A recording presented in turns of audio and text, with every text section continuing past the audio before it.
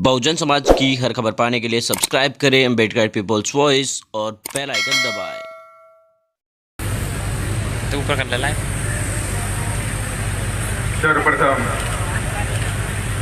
करुणा के सागर तथागत गौतम बुद्ध सामाजिक परिवर्तन के अग्रदूत, शिक्षा के जनक महात्मा ज्योतिबा फूले, आरक्षण के जनक कुर्मी राजा छत्रपति साहू जी महाराज, भारतीय संविधान के रचयिता परम पूज्य बाबा साहब डॉक्टर भीमराव अम्बेडकर, दलितों, पिछड़ों, गरीबों, मुस्लिमों को राजनीति की मुख्य धारा में लाने वाले वाम से DS4 बहुजन समाज पार्टी के संस्थापक मानर श्री कांशीराम साहब एवं बहुजन समाज में जन्मे उन तमाम संतों, गुरुओं और महापुरुषों के चरणों में श्रद्धा के सुमन अर्पित करते हुए आज की डबरा की चुनावी सभा में हमारे बीच में उपस्थित दूर दराज से आए हुए बहुजन समाज के जाबाज सिपाहियों, जाबाज शेरों, माताओं, बहनों, आप सभी लोगों का मैं स्वागत और अभिनंदन करता हूं। साथियों, 2018 का चुनाव आपके सामने जीता। 18 में एक माहौल बना मध्य प्रदेश के अंदर,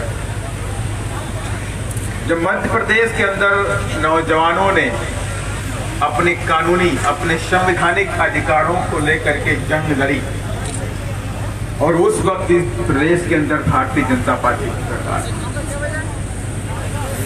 पूरे देश के अंदर एक नीली क्रांति बहुजन समाज के लोगों में दिखाई पड़ी और नंबर 1 पे अगर रहा तो मध्य प्रदेश रहा और नंबर 2 पे राजस्थान। और उस नीली क्रांति की वजह से जो बाबा साहब ने हमको संवैधानिक अधिकार दिया है, SC/ST एक्ट, वो बचा। लेकिन एक बड़ी कुर्बानी हमको देनी पड़ी। हमें तुम्हारे तमाम साथी जो बहुजन समाज के नौजवान साथी थे, उन लोगों ने अपनी जान तक गंवाई और तमाम ऐसे लोग जो मध्य प्रदेश को हो, चाहे राजस्थान को हो, चाहे उत्तर प्रदेश के हो, चाहे बिहार के हो, उनके ऊपर यहाँ की सरकारों ने, मध्य प्रदेश की तत्कालीन सरकार ने गुंडा एक्ट, डकैती एक्ट से लेकर तमाम तरह के एक्ट लगा दिए और वो केस चलते रहे और हमारे नौजवान साथी अपनी पढ़ाई लिखाई को छोड़कर, कुछ नौजवान साथियों ने अपनी नौकरी को छोड़कर भागते रहे, अपने आप को बचाते रहे। एक माहौल बना, 18 का चुनाव आ गया। लोगों ने यहाँ पे जो कांग्रेस के चमचे थे, उन लोगों ने कहा कि अगर कांग्रेस सत्ता में नहीं आएगी तो दलितों के ऊपर अत्याचार खत्म नहीं होंगे। हमारे लोग बहक गए और जब बहक गए, उन्होंने एक बार सोच लिया कि चलो इस बार छोड़ो, इस बार हम आदमी को नहीं देते हैं, कांग्रेस को वोट कर देते हैं। और आपने कांग्रेस को सत्ता में लाके बिठा दिया और कांग्रेस सत्ता में आ तो गई, लेकिन 1.5 साल कांग्रेस सत्ता में रही, उसने एक भी नौजवान के ऊपर SC/ST जो केस के बचाने के लिए ऊपर केस लगे थे, डकैती केस लगे थे, उन केसों को उसने खत्म नहीं किया था। और देखिए उसका एग्जाम्पल ग्वालियर के अंदर 16 विधानसभा पड़ती है, जहां पे अपना वोट जो है, दलित वोट है, करीब 7,000 वोट पड़ता है। और उस ग्वालियर के अंदर एक जमीन के अंदर जाटो समाज के लोगों ने 200-300 लोगों ने मकान बना रखे थे और वहां पर कमलनाथ ने अपने बुलडोजर प्रवाह करके उन मकानों को तोड़ने का काम किया था। अत्याचार सरकार ने करना शुरू कर दिया। अगर हम कहते हो जमीन सरकारी थी, अगर जाटो समाज के लोगों ने घर बना भी लिया था तो आप उनसे कह देते कि जमीन सरकारी है, या तो आप जमीन खाली कर दो, वरना इसका मुआवजा आप सरकारी खजाने में भर दो। यही नियम कहता, मकान तोड़ने का नियम नहीं कहता। जब हमारे समाज के भोले भाले लोग अगर वो पैसा नहीं भरते तब तो उनकी गलती होती, लेकिन कमलनाथ सरकार ने उस वक्त रात के समय बुलडोजर को भेज दिया और वहां पे लोग सामान निकाल नहीं पाए और पूरे के पूरे मकान गिरा दिए।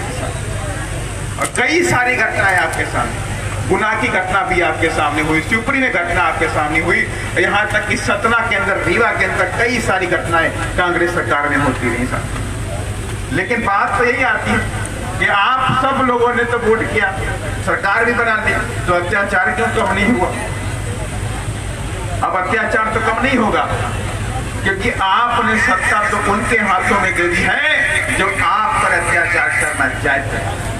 लेकिन साथियों, ये कुदरत की देन है, वो ताकतें यहाँ पर सरकार आने पाए, इसीलिए हम कांग्रेस को बाहर से समर्थन दे रहे हैं, बिना शर्त दे रहे हैं। लेकिन हमारी एक मांग है कि जो हमारे नौजवान साथी हैं, जिनके ऊपर डकैती के मुकदमे लगाए हैं फर्जी सरकारों ने, वो डकैती के मुकदमे SC एक्ट वाले जो मुकदमे हैं, वो आप उनके ऊपर खत्म करा दीजिए, ये मांग करी हमने। लेकिन वहां की गहलोत सरकार, कांग्रेस की सरकार ने बहुजन समाज पार्टी के बहुजन समाज की पीठ पे छुरा भोंकने का काम किया और बहुजन समाज के 6 विधायकों को तोड़ के चले गए सर। ये वैसे ही काम करते रहते हैं। जब बाबा साहब थे तो बाबा साहब के समय भी इन्होंने बाबा साहब के हर एक कदम पे रोड़ा अटकाया था, हर एक कदम को उनको बढ़ने नहीं दिया सर। 1953-54 का जब पार्लियामेंट का चुनाव बाबा साहब लड़े, तो बाबा साहब की इच्छा थी कि मैं चुनाव जीत जाऊं और पार्लियामेंट के अंदर जब पहुंचूं तो अपने भोले भाले समाज के हक और हकूक की बात रखूंगा। लेकिन कांग्रेस जरी हुई थी। अगर बाबा साहब डॉक्टर अम्बेडकर 1953-54 का चुनाव जीत जाते हैं, पार्लियामेंट पहुंच जाते हैं, तो हो सकता है कि वंचित समाज के जो लोग हैं, इनके अंदर से कहीं आवाज आ जाए कि बाबा साहब डॉक्टर अम्बेडकर को देश का प्रधानमंत्री बनना चाहिए साथी। इसीलिए कांग्रेस ने बाबा साहब को जीतने नहीं दिया और बाबा साहब के पीए को वहां पे खड़ा कर दिया, और बाबा साहब को पीए था काजोलकर, वो चुनाव जीत गया और बाबा साहब के 25,000 वोट अनवैलिड कर दिए गए। इसलिए बाबा साहब चुनाव वहां पे हार गए।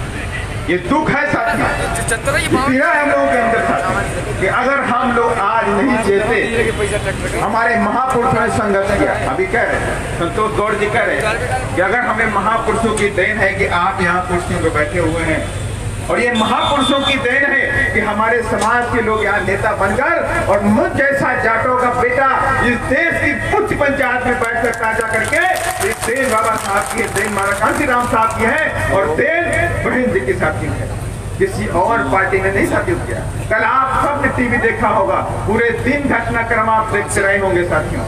ये एक जाटों का बेटा अगर वहां पहुंचना चाहता है, माननीय बहन जी चाहती है कि दलित के बेटों को हम उच्च पंचायत में बैठा दें, तो उसके लिए दोनों पार्टियां लग जाती हैं कि किसी ना किसी तरीके से इस दलित के बेटे को रोक लो, इस दलित का बेटा ऊपर ना पहुंचने पाए सर।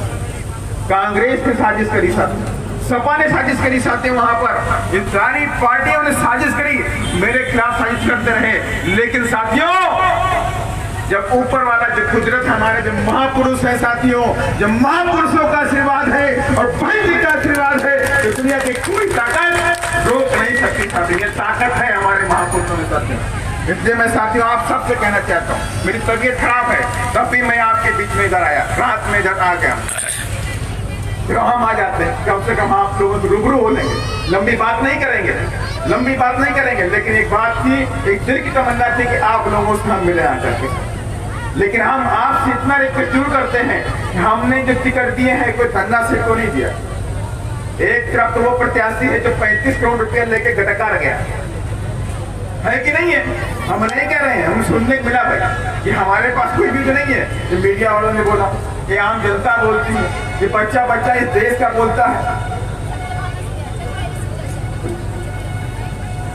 एक प्रत्याशी तो वो है जो 35 करोड़ रुपया लेके समाज को बचने का काम करता है, और एक प्रत्याशी वो है जो उन कांग्रेसियों के चमचे की तरह काम करता है, और एक प्रत्याशी आपके सामने वो है जो स्वाभिमान की तरह चट्टान बन के आपके सामने, जो बहुजन समाज का सिपाही है साथी, जो बहुजन समाज पार्टी का सिपाही साथियों है, और आज से नहीं लंबे समय से अपना पूरा समय बहुजन समाज पार्टी और बहुजन समाज के लोग देते हैं।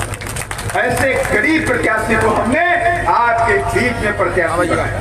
माननीय बहन जी ने आशीर्वाद दिया और प्रत्याशी बड़े साथी।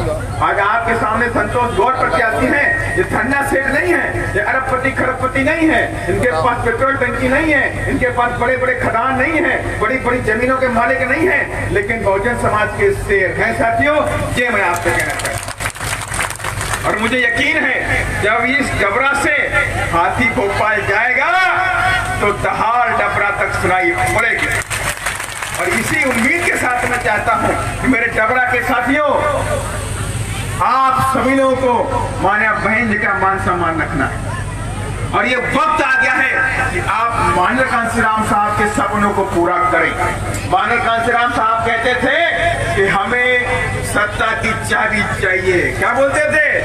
खजाने की चाबी चाहिए। और सत्ता की चाबी लेने का वक्त आपके पास आ गया है। 28 में से 10 जिता लो, बिना आपकी मर्जी कोई पता नहीं, कोई मंजूरी बनने वाली साथियों। सत्ता की जब चाबी हमारे हाथ में होगी तो जो सत्ता चाहेंगे उस सत्ता को बैठाएंगे, जिस सत्ता को नहीं चाहेंगे उसको नहीं बैठाएंगे साथियों। और उसी दिन ये बहुजन समाज के लोगों का मध्य प्रदेश के अंदर सपना पूरा हो जाएगा साथियों। मैं मेरे तमाम पिता बुजुर्ग बैठे हुए, नौजवान साथी बैठे हुए हैं, आपको तन मन धन से, तन मन और धन से भी आपको अपने प्रत्याशी को जिताकर भेजना है। कहीं से धन की कमी नहीं आनी चाहिए। आप अगर 10-10 रुपए दोगे, 100-100, 50-50 रुपए दोगे तो हमारी समझ से ये बहुजन समाज का कारवां कभी फेल नहीं होने वाला डबरा के अंदर। और आपका प्रत्याशी आपके सम्मान के लिए भोपाल पहुंचेगा और आपके हक और हकूक को रखने का काम करेगा साथियों। इन्हीं सब बातों के साथ मैं अपनी वाणी को विराम देता हूं। जय भीम, जय भीम, बहन कुमारी मायावती। आवाज नहीं आ रही, आपकी आवाज भोपाल तक पहुंचनी चाहिए तभी बात बनेगी। दिखा के नहीं है, हम भी नहीं खाए भाई, आवाज दीजिए, भोपाल तक जानी चाहिए। बहन कुमारी मायावती, बहन कुमारी मायावती, बाबा साहेब, बाबा साहेब, माननीय श्री कांशीराम साहेब, महात्मा फुले। जय भीम, जय भारत, धन्यवाद।